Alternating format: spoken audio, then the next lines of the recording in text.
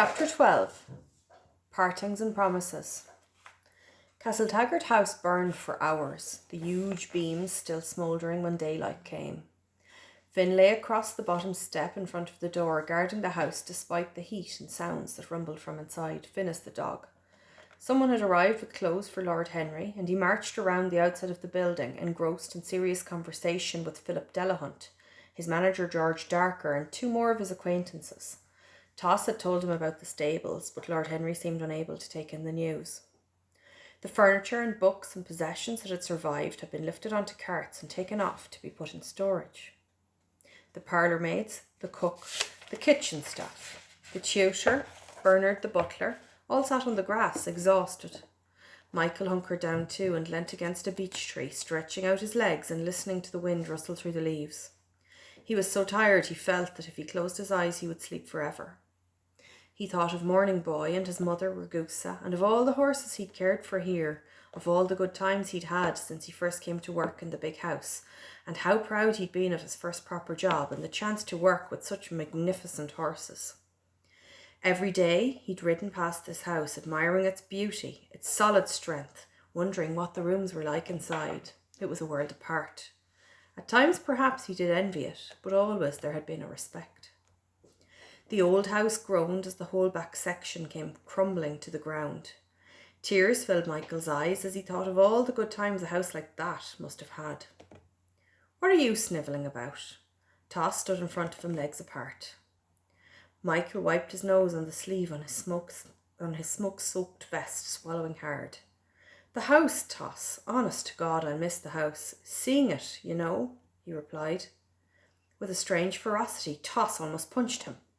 "You want to cry, Michael O'Driscoll? Then cry over this, the land. This land can feed our horses, feed our cows, give us a rich crop to harvest. What do you think will happen the land now when the landlords go? It'll be townies and middlemen that will decide and fight over it. Half the people you see around you will be off their land in a week or two. Irishmen will fight Irishmen, just like the famine that spread amongst us. This fire, I'm telling you, will spread across the land. Things will never be the same." Michael was puzzled. What was Toss on about? He must have had a drop of whiskey or something. It was strange, but Miss Felicia had said something similar. "There's work to be done, Michael," Toss said sharply. "The horses need us. You're to get back to work." Unprotesting, Michael got to his feet. Taking a last look at the smouldering shell of the big house, Michael walked back down towards the paddocks. It was 2 days before Lord Henry appeared back on the estate, arriving in Mr. Delahunt's trap. Toss made the grooms and stable lads line up. No one had had much to eat or drink or a chance to sleep, so that they all looked rough and dishevelled. Lord Henry himself looked 10 years older and seemed distant. "My good men, I wish to thank you all for the Trojan efforts you made on Tuesday night. They are very much appreciated." He coughed, his eyes glancing across the fenced paddocks and the burnt-out stables and coming to rest on old Tom's stall. "The overall loss has been huge, enormous, as you can imagine." "You can rebuild the house, your lordship, rebuild the stables," murmured Pat, hope in his voice. His words hung in the still air. "I don't think so," said Lord Henry slowly. "My family and I propose to move to our house in London. There is also a small holding in Suffolk which my uncle left me a few years ago. I'm afraid Castletaggart House will not be rebuilt, at least not by me." "But what about our jobs? What about the horses?" shouted Liam Quigley.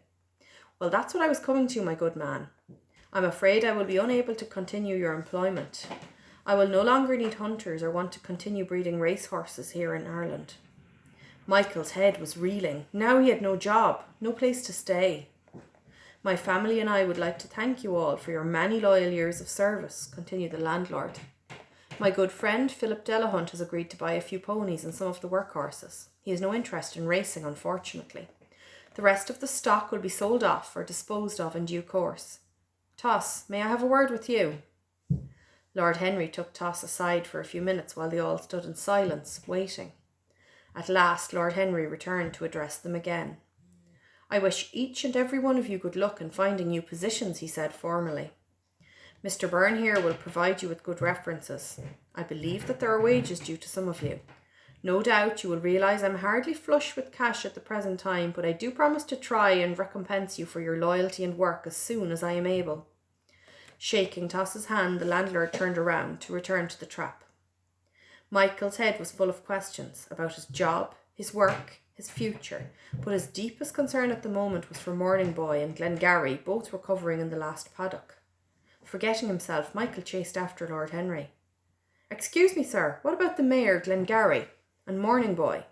Lord Henry stopped. Michael jumped in front of him. "They're over here, sir," he said, leading the way. Lord Henry and Toss followed. The mare was nervous, standing with one foot lifted slightly. "She's lame, Lord Henry," said Toss. "She kicked against the stall." Morning Boy stood close to her, ears flat, ignoring them. His head was turned as he tried to lick at the blistered side of his back while he smelt the ointment that Toss had helped Michael rub on him. Lord Henry squinted in the sunlight, looking at them both. "He's Ragusa's foal," Michael interrupted his thoughts, knowing that the colt looked anything but a champion at the moment. "Of course, Ragusa one of the best fillies ever," murmured Lord Henry. "A great racehorse. Toss, do you think we could get the two of them to Suffolk with us next week?" Toss looked at the mare and the frightened colt. "'Twould be too much for them. The mare's not a lot of good now. No, they wouldn't survive such a long journey." Michael tried to hide the sadness that choked him as the horse's fate was decided. Racehorses were temperamental and needed a lot of care and looking after. Being bred for speed, highly strung and sensitive, they weren't much good for anything else. No one would buy them in this condition. "How much money do I owe you, lad?" asked Lord Henry suddenly. 2 months, said Michael, looking down at the ground, embarrassed. "Would you consider taking one of them in payment for money owed? I want you to know, too, that I'm very grateful for the heroism you displayed in rescuing some of the female staff on Tuesday." Michael nodded, not sure if he was being given the colt or the sad-eyed mare.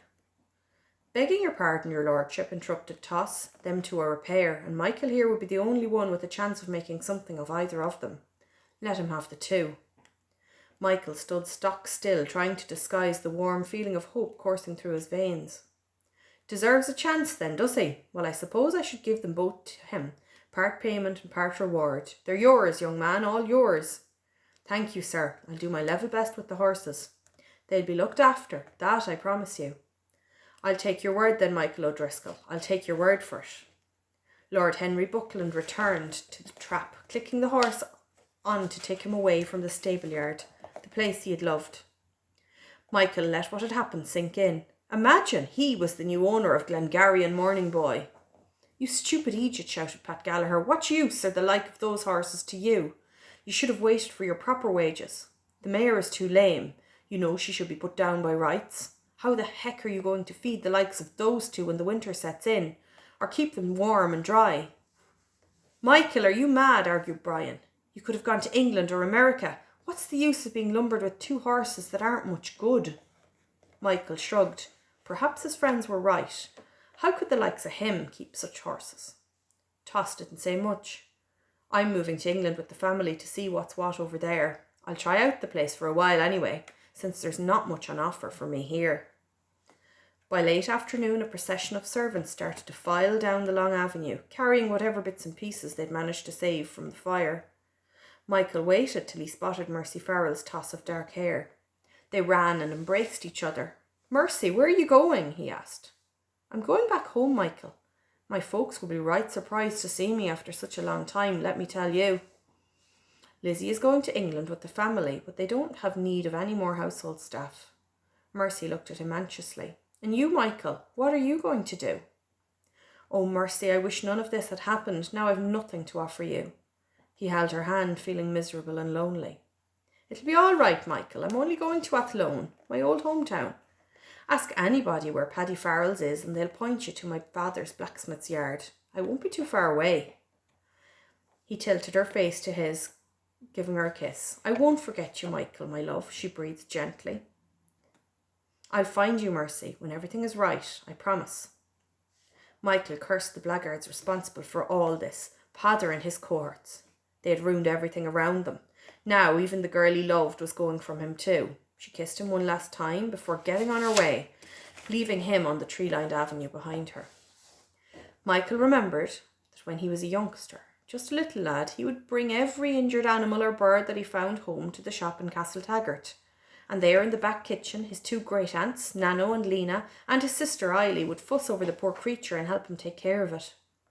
The shop was long gone, but maybe he could go to his older sister and her family. Eily was good and kind and sensible. She'd know what to do. John and herself would help with the horses, he was sure of it. They had a farm, just a small holding, but at least it would be somewhere safe for himself and the horses for a while. Yes, that's what he would do. Once the horses had healed up a bit and were ready for the road, that was the very place Michael would go. It would be just wonderful to see Eily and Nano and Mary Bridget and little Jody and John once more. And that's the end of that chapter. That was chapter 12.